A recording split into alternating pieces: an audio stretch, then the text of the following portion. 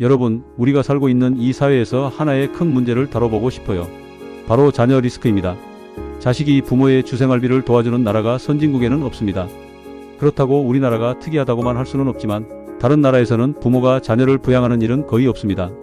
그런데 왜 한국은 다를까요? 60년대까지만 해도 우리 부모님들은 평균적으로 60대 중반이면 생을 마감했어요. 그래서 부모를 부양하는 기간이 평균 5년 정도로 끝났죠. 그런데 지금은 100세 시대에 접어들었습니다.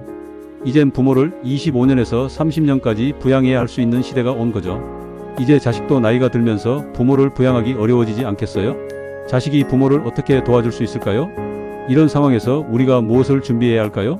중요한 건 자녀 리스크에 대한 준비입니다. 자녀가 부모를 부양할 수 없는 상황이라면 우리는 그 리스크를 어떻게 대비할 수 있을까요? 여러분, 사실 우리가 자녀가 나의 노후를 책임져야 한다는 착각에서 벗어나는 게 중요합니다.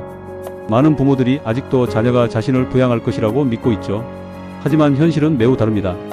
자녀들이 경제적으로 자립할 수 있는 환경을 만들어주지 않으면 부모가 그 부담을 떠안게 되니까요. 자녀들이 자립할 수 있게끔 경제 교육을 시키는 것이 중요합니다. 우리가 자녀 경제적 자립 교육을 제대로 하지 않으면 결국 그 리스크는 부모에게 돌아옵니다. 자녀가 부모를 도와주고 싶은 마음이 있어도 경제적으로 어려움을 겪고 있다면 부모는 그 부담을 떠안게 되겠죠. 결국 자녀 리스크를 제대로 준비하고 대비하는 게 무엇보다 중요하다는 겁니다. 이제 노후 준비에 대한 얘기를 좀 더 해볼까요? 많은 사람들이 노후 준비에 대해 착각을 하고 있어요. 첫 번째 착각은 바로 80세까지 살 이유가 없다고 생각하는 것입니다.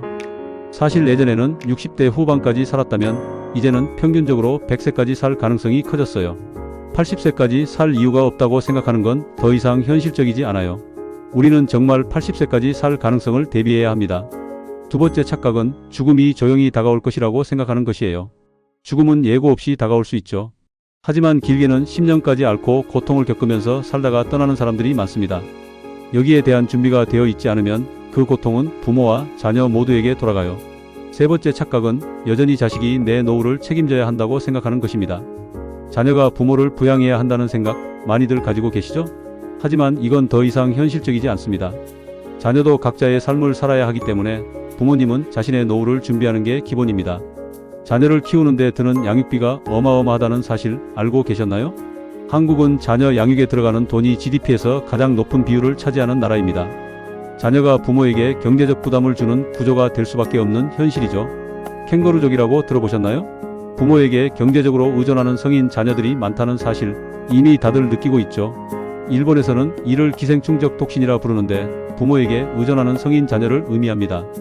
이러한 캥거루족 문제는 단순히 자녀만의 문제가 아니에요. 부모에게도 큰 경제적 부담이 되죠. 부모가 자녀를 부양하는 것도 결국 부모의 노후를 갉아먹는 결과가 될 수 있습니다. 그런데 우리 사회에서 자녀가 경제적으로 독립하지 않으면 그 책임이 결국 부모에게 돌아오는 구조입니다. 이런 사회적 문제를 자녀 교육으로 풀어가야 해요.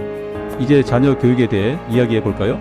자녀에게 경제적 자립을 가르치는 일이 얼마나 중요한지에 대해 진지하게 생각해 봐야 합니다. 자녀에게 행위의 자립, 의식의 자립, 경제적 자립을 길러주는 교육이 반드시 필요해요. 행위의 자립이란 자녀가 스스로 할 일을 미루지 않고 책임감을 가지고 행동할 수 있도록 하는 것입니다.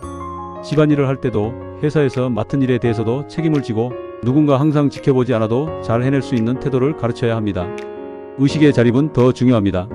자녀가 남의 시선에 의존하지 않고 자신만의 생각을 할 수 있도록 해야 해요. 우리나라 사람들은 특히 남의 눈치를 많이 보죠.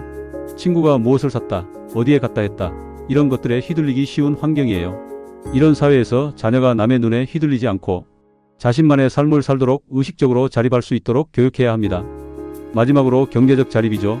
자녀가 돈을 잘 관리할 수 있도록 가르쳐야 해요. 자녀가 돈을 벌고 잘 관리하는 능력을 키우지 않으면 자녀 리스크는 계속 부모에게 부담을 주게 됩니다. 경제적 자립은 단순히 돈을 벌고 재테크를 잘하는 것 이상의 의미가 있어요.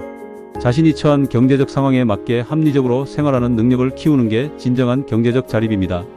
자, 이제 노후 준비로 돌아가서 얘기해 볼까요? 여러분, 3층 연금 시스템에 대해 들어보셨나요? 이건 국민연금, 퇴직연금, 개인연금을 통해 최소한의 생활비를 보장하는 시스템이에요. 사실 노후 준비에서 중요한 건 연금이에요. 특히 국민연금은 의무적으로 가입해야 하므로 최소한의 생활비를 보장해주는 중요한 요소입니다. 퇴직연금은 직장인이라면 퇴직 후 받을 수 있는 연금으로 개인연금은 이를 보완할 수 있는 자산이 됩니다. 그럼에도 불구하고 우리는 이 세 가지 연금을 어떻게 잘 활용할 것인지가 중요합니다. 이런 연금을 준비하는 게 노후 리스크를 방어하는 가장 중요한 방법이에요. 개인적으로 연금을 준비하지 않으면 나중에 자녀에게 부담을 줄 수밖에 없어요. 3층 연금 시스템은 노후를 안정적으로 보장해주는 중요한 방법입니다. 결국 우리가 준비해야 하는 것은 자녀 리스크와 노후 대비입니다. 자녀가 부모를 경제적으로 지원할 수 없는 상황에 대비하고 자녀에게 경제적 자립을 교육하는 것이 가장 중요해요. 부모는 자녀에게 의존하지 않고 3층 연금 시스템을 통해 안정적인 노후를 준비해야 하죠. 선진국처럼 공적 연금과 사적 연금으로 최소한의 생활비를 준비하는 시스템을 통해 자녀 리스크를 방어할 수 있습니다. 우리나라에서도 이제는 부모가 자녀에게 경제적 의존을 하지 않도록 자녀들에게 경제적 자립을 가르치고 연금 준비를 철저히 해야 합니다. 그렇지 않으면 자녀 리스크가 부모에게 큰 부담이 될 수밖에 없어요.